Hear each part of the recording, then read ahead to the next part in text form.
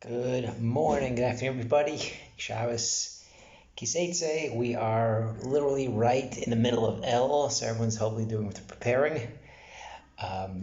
Learning, trying to use El properly. Try to think of ways we can improve for the next year. Things we can we're doing wrong. We can kind of improve. Make efforts to change our bad ways. Some things we're doing. Not well, not well, unfortunately. So this week's parsha, everybody going to war on enemies, and so a lot of drash on this. That's not your enemies, even though it is enemies, but it's somewhat the Yetzirah.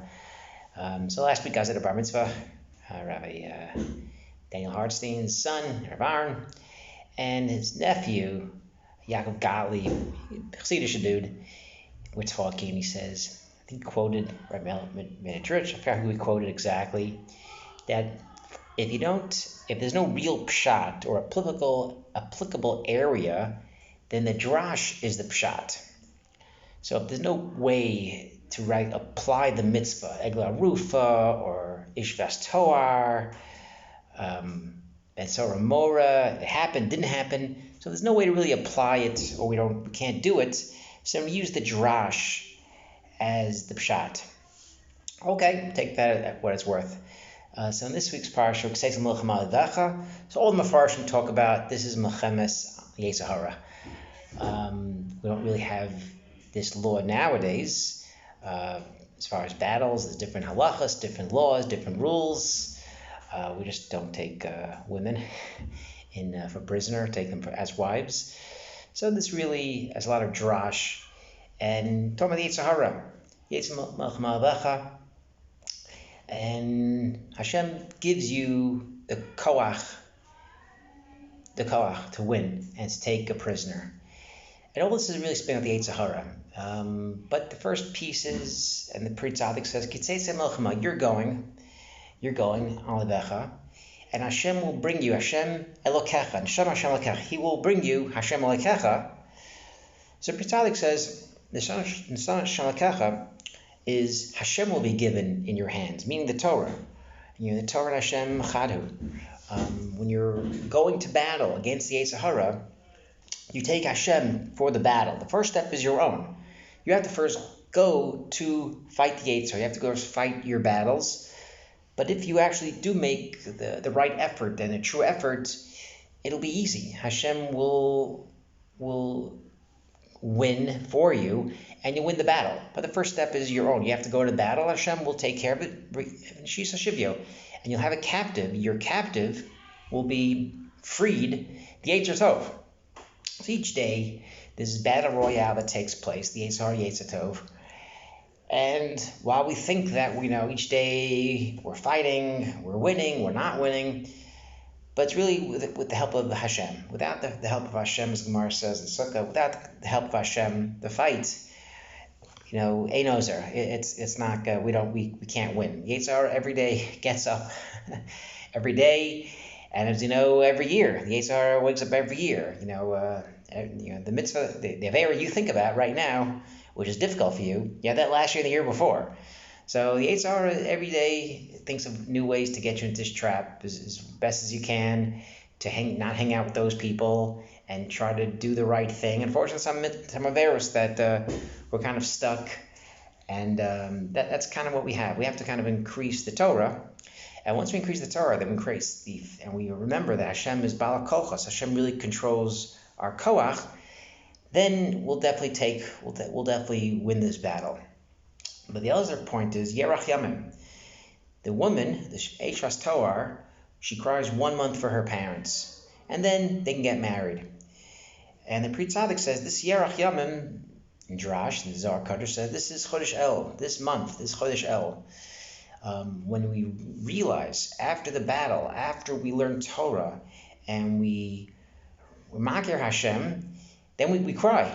We cry that it took us, whether it was a whole year or it took us all the way to El, and we cry how we did such things, either not realizing it or we realized it was bad, we still did it, and this is enough to cry over. And the ikar of this battle is to leave the chait. And once we kind of embrace Torah, it's not a magical thing. Oh, I'll learn Torah and Hashem will do this. No, you have to understand that the Torah is the words of Hashem. The Torah is Hashem. It's not just learning halacha. It's not learning something for its sake or its own sake. It's learning the Torah for Hashem's sake, and that will help win the battle. And from there, we have this hakara, how really horrible some of the things we did. We weren't careful with certain things, some things we didn't really care about at all. And this is kind of this leaving Lazov Russia and embracing Tov. And it's something that is not a foreign, crazy thing. This is really part of each and all of us. So we had the one of the famous stories in the Gemara this past week in the Daf Yomi, where Akiva leaves his wife, and he leaves his wife and goes to learn for 24 years. And after he comes back, Kalbasuo, the father-in-law, is pleading with Rabbi Akiva. And he says, years ago, I made a neder not to give my daughter anything. My daughter, Rachel, was going to marry this Akiva fellow, and I made a neder not to give him anything. And he has no idea that this is Rabbi Akiva sitting in front of him. And Rabbi Akiva says, if you would have known this Akiva would be at tzaddik, would you have still made that neder? And Kalbasuo says, no. If you would have learned anything, if you would have had a halacha or a parak of Gemara, something, I never would have made this neder to withhold from my daughter. And Rabbi Akiva says, the neder is gone. I'm Akiva, your neder is gone. And Kalbasuo actually ends up giving half his money to Rabbi Akiva. And the Ali Shur brings a question that the Gemara brings down in the Dharam, is that how is this a real Mefer neder?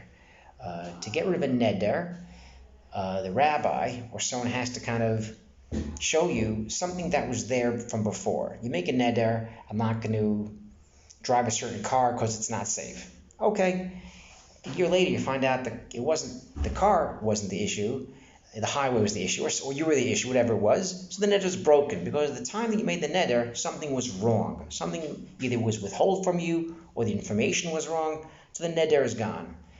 So the question in Dharam is, how could Rabbi Akiva come up with something that, if you would have known he was a tzaddik, that wasn't something that was then. Rabbi Akiva was not a tzaddik then. Rabbi Akiva was an Amma Aretz then. He didn't know anything.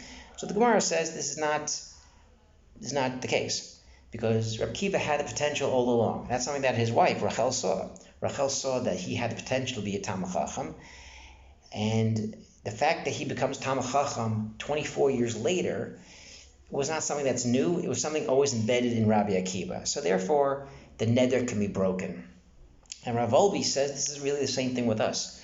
We all have the potential to be great. We all have potential to succeed in Torah. We all have potential to have Yirah Shamayim. So we can't think this is Bashamayim I do the same Avera every year. It's not working. Teshuva doesn't mean anything for me. I'll go to shul, I'll say the words, but I know I'm going to be angry at people or say Lashon Hara the next day, the next night.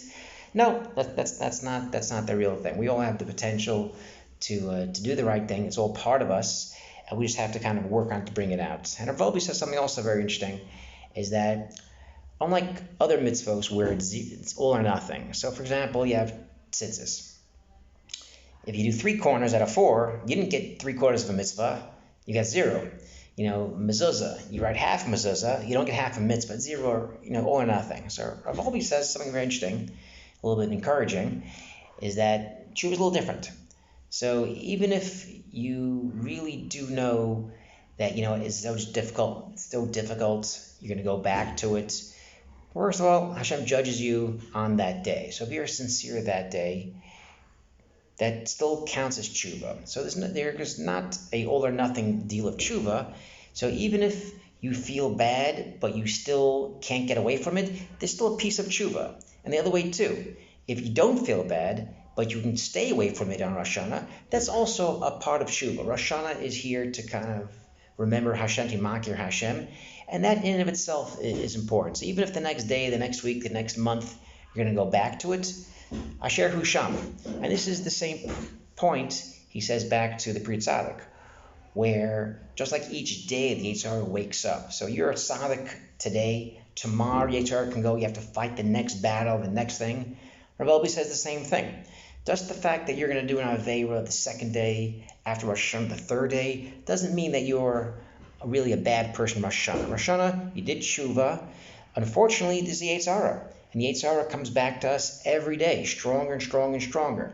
So Hashem doesn't say, well, you're going to sin in a week. It's not going to work today. You're a liar today. No.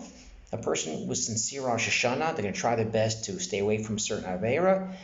That works. And the fact that Yetzer Hara comes back, that's a new person that sinned. You on Rosh Hashanah, you do teshuva, you try to mitaken the past, that teshuva does help. And hopefully we have a good year. Hopefully we have Elul, and we can kind of try to really think about, it's hard sometimes. We have the whole week, we're working, we don't have time to really put 2 minutes together to learn a little bit of Musar, a little bit of Gemara.